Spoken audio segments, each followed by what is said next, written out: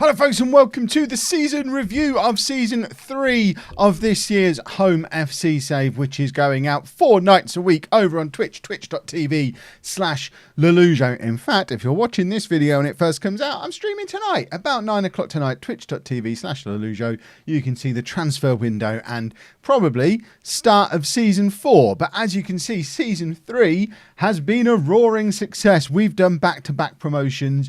We have won another title. We have won another promotion. Thank goodness, because the playoffs at this level, as we learnt with Born this year, are an absolute nightmare. But we have, there you go, we have won the Bet Victor Premier Division Central. Goodness me, did we make it hard for ourselves, particularly in this match, 2 games before the end of the season, where we conceded a 95th minute penalty. If that hadn't have gone in, we'd have won the title a little bit earlier, or been very close to winning the title a little bit earlier. As it was, squeaky bum time on the last day of the season.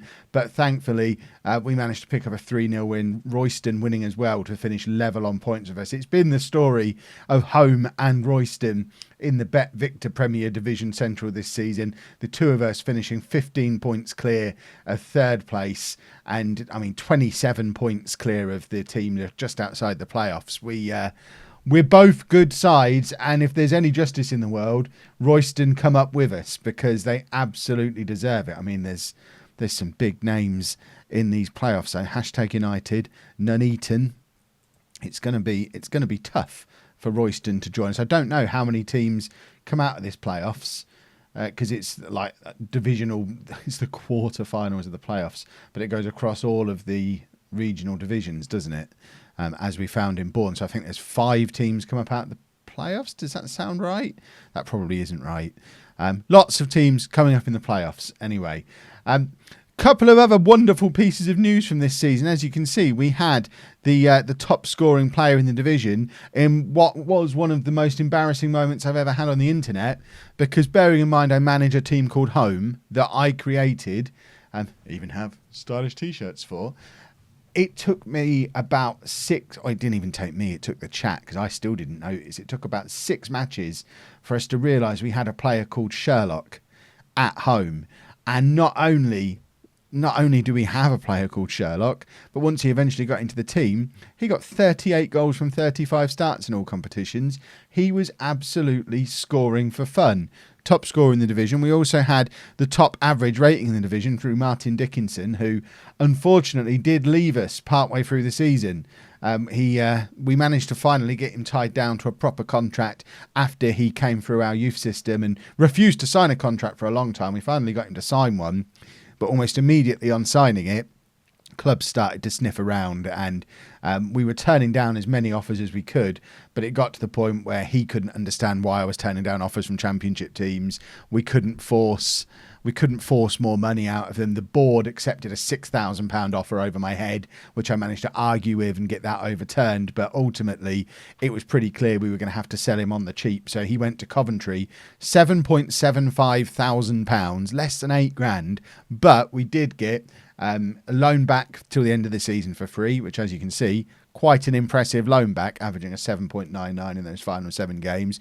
We also got a 40% sell-on clause and a friendly with Coventry that will be coming up this summer. So there should be some money coming in from the friendly. And he'll either go on to bigger and better things, and that 40% sell-on will be crucial, or we'll loan him back next year. And it doesn't matter that he went. We just keep playing him for free. But he finished top average rating. Sherlock 2nd on there as well. Dickinson was 3rd for assists. Sherlock top for man of the matches.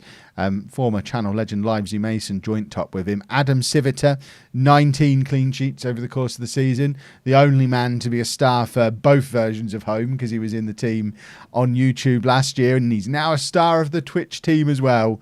And yeah, it's got to be said, it was a good season.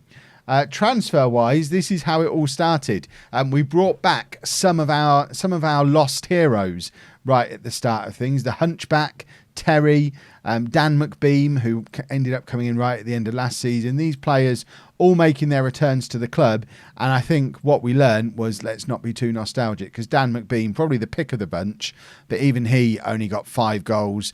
barely started a match, couldn't get into the team, certainly couldn't repeat his exploits from the division below. He was a fantastic tier 8 player. He's an okay tier 7 player and obviously isn't going to be good enough to make the step up again. But that was emphasised even more with the Hunchback, who came in, again, couldn't get into the team. Terry, who was a real hero, a real fan favourite, left midway through the promotion season to actually play in a Premier Division level team, but didn't get anywhere near our team all year. Just wasn't up to the standards that we were looking for. Connor McParland, who we spent money on last summer, a lot of money. We spent twice as much on Connor McParland as we received for Dickinson. Shows how much of a crazy deal this is, because there's a good chance we'll release Connor McParland this summer. Because, I mean, he was fantastic last year, but again, taking the step up, not as easy as it looks. And I guess, to be fair, 12 goals from 14 starts tells you that he had quite a good season, but as soon as he hit a dry patch and Sherlock got into the team, there was no looking back. So I don't know that McParland was a bad signing. Money-wise, he was a bad signing. But if he'd have come in for free, we'd be raving about him as a backup. But Sherlock was just better. And that's what it ultimately came down to. We also signed a player called Louie Walsh, not just because he's got a fantastic name, but because he's a great winger as well. That is a good season. 10 goals, 10 assists, a 7.02. And on the other wing, Harrison Brook, just as good, if not better. 13 goals, 12 assists, 5 man of the matches and a 7.26. So winger-wise, we've had happy fun time.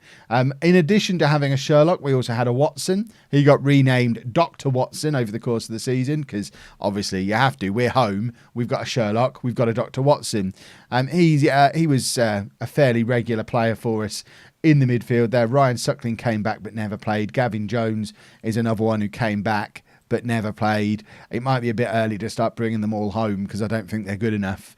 But Brandon Thomas was an excellent signing right at the end of the summer when we thought we were going to have to go into this summer with very little in the way of centre-backs. But then Brandon Thomas turned up, who'd been released by West Ham, came into our team and was absolutely fantastic and needed to be because all season long his central defensive partner, Tom Bamford, was just being a bumhead. He's wanted to leave all year. He is officially our best player that we actually own. I think if we go to the club info, it's usually a coin flip between him and Dickinson. Obviously, Dickinson's not our player yet, though. Not our player anymore, sorry. But Bamford will leave because he's in a mood because I broke promises to him. I promised that boy nothing. I don't know what he's in a mood about.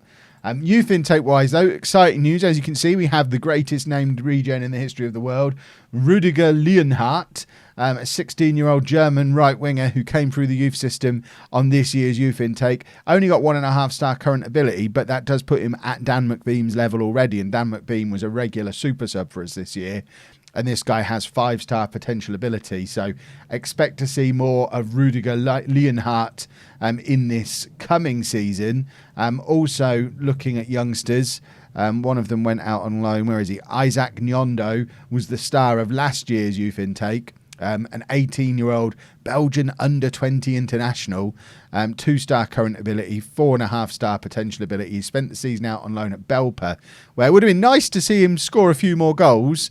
But I think he'll be in and around the first team next year. He's one of the reasons why we'll probably release Connor McParland, because I think Nyondo's probably going to be adequate backup to Sherlock. And money isn't going to be free-flowing. As you can see, we've only had a slight increase to wage budget, despite the fact we're now going to be in the Conference North next season, and not much in the way of transfer budget. So we are going to have to be still quite economical with the players that we bring in and the decisions that we make. The plan for the summer, which obviously you'll see put into action on tonight's stream, looking at this team, I mean, even Sherlock is only classing as a 2.5-star player on here.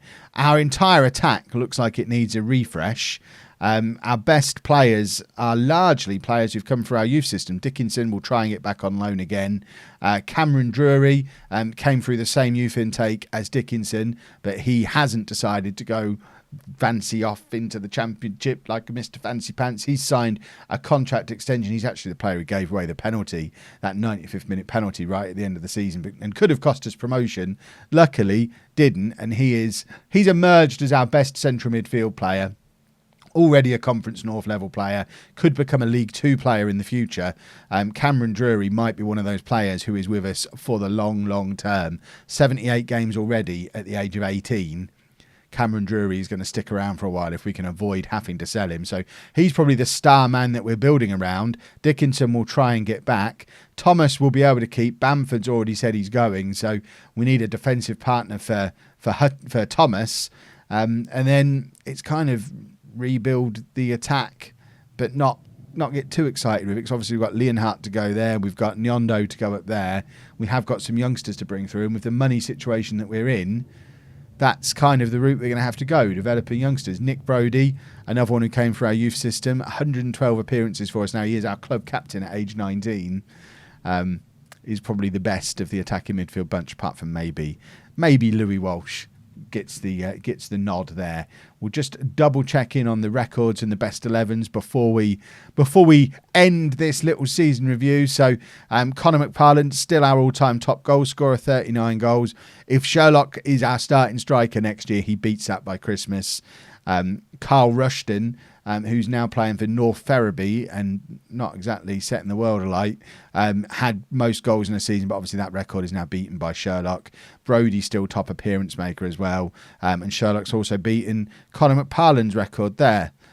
So a few records going to be confirmed as broken by Sherlock.